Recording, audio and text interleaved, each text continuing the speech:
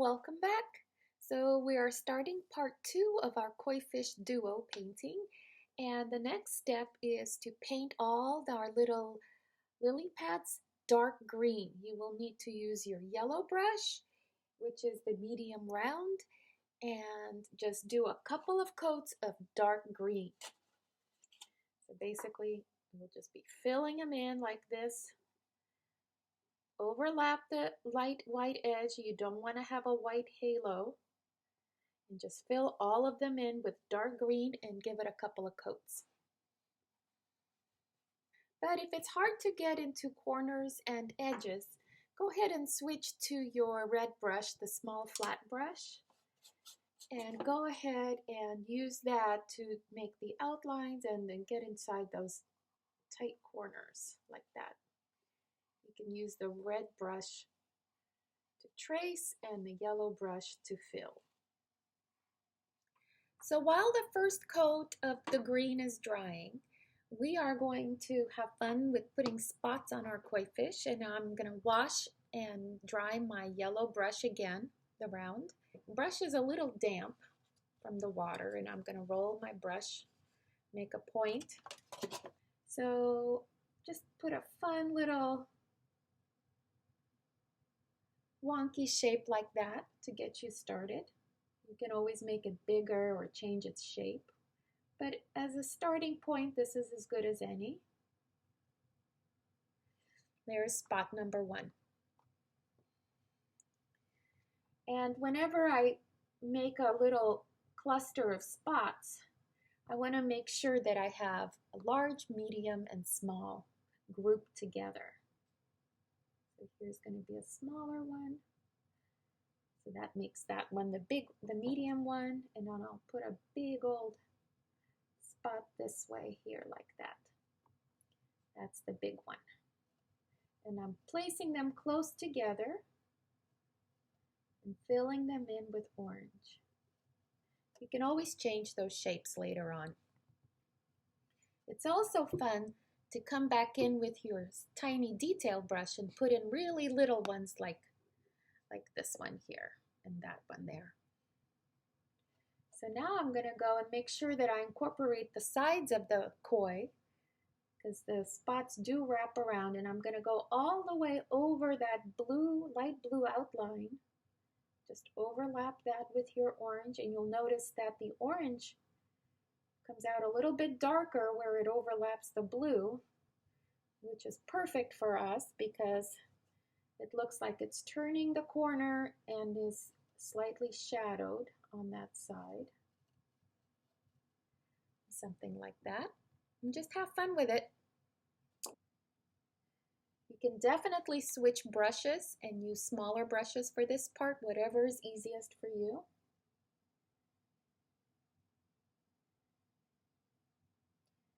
Just try to avoid perfectly straight lines and 90-degree angles, because those do not happen very often in nature. You may need a couple of coats with the orange.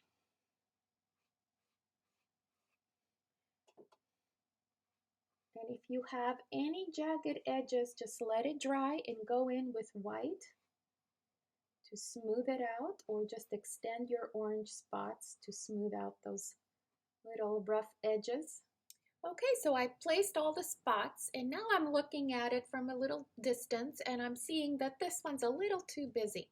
So it's a really easy fix. Just let it dry and then go back in with your yellow brush and simply white. Make sure that it's dry first. And now you can use white to minimize these dots. You can change the shape. You might need a couple of coats there.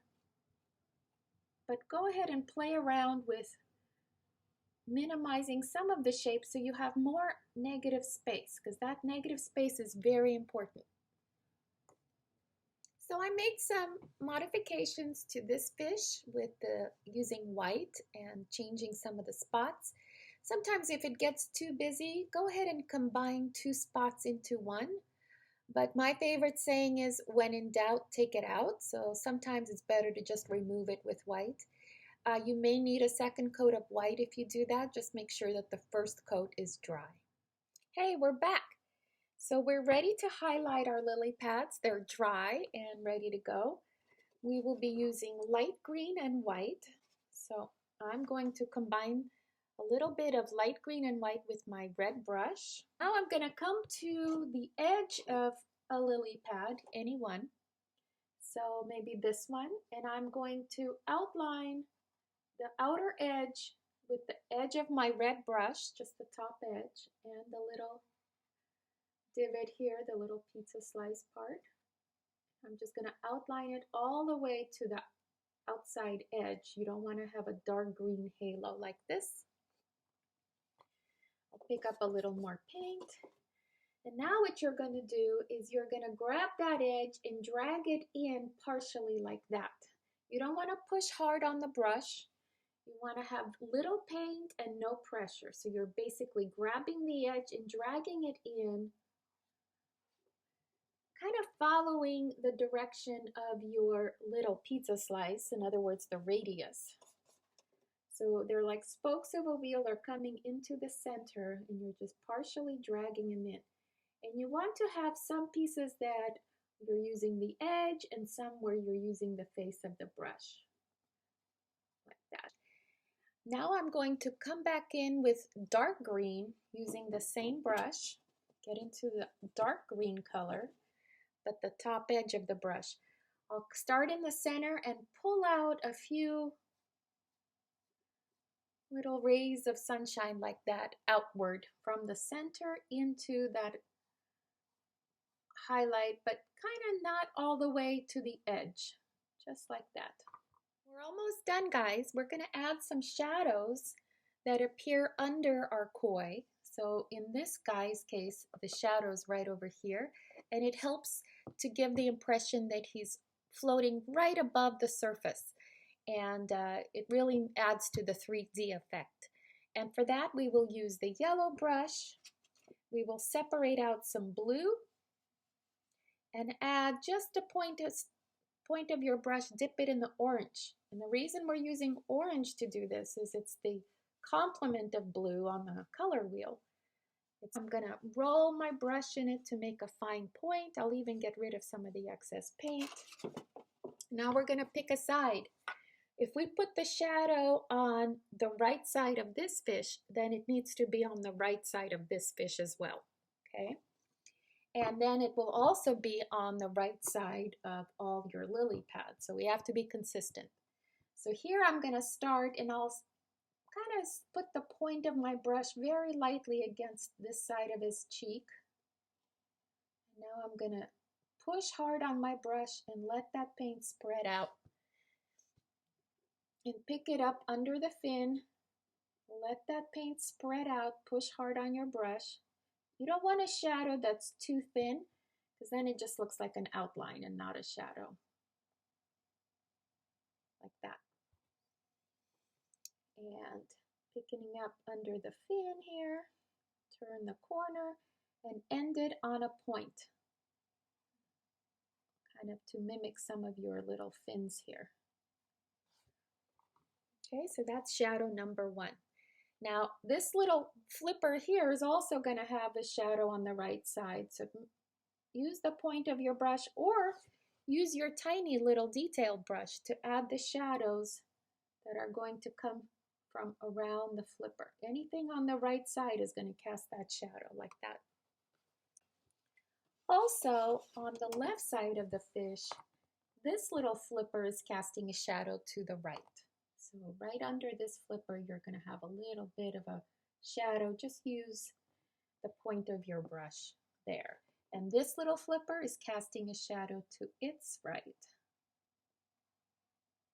Like that. So don't forget about those guys. And his little tail here is casting a shadow to the right. And this over in here too. Paint at the top here, and as we start to roll it out, we're going to push harder, harder, harder. Remember, it's going to follow this little triangle in the lily pad like this. And then cut it in into here and just kind of stop right there. And all of your lily pads will have shadows on the same side.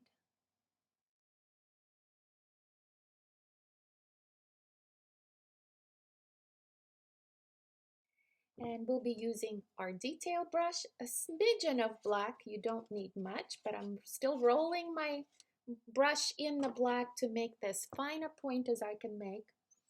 And just keep in mind the eyes are wide apart and they're close to the bottom of the faces here, and they follow the contour. Just kind of make a little mark like that. And one on the other side. Now this side, it's receding more, so you're not going to see it as much. Just kind of do it like that. So I put in the eyes, and there's one other thing that we can add, and that is the fin on top of the fish, which is right over here, this fin here. Mix a little bit of blue with mostly white to create a light blue color.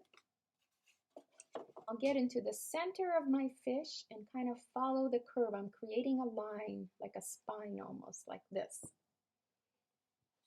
Of my brush and create a wave that kind of goes off to one side like this, all in light blue.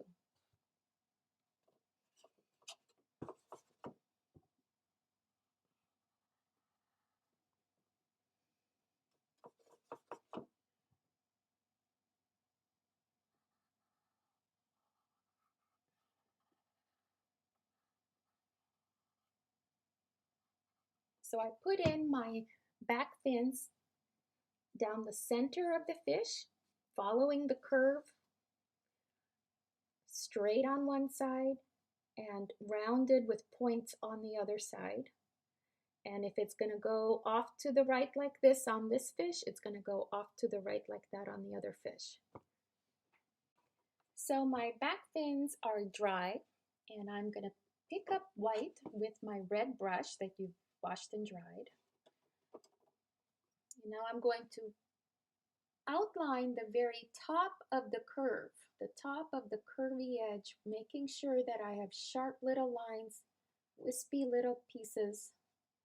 And then from that outline, from that white outline, I'm going to drag just the edge of my brush very lightly, following that general curve like this,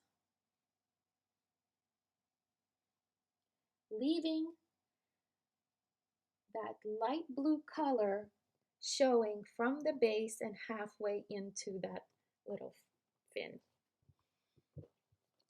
So to do it on the other side, so this is the curvy part of it, not the flat part, but we're outlining the curvy part like this.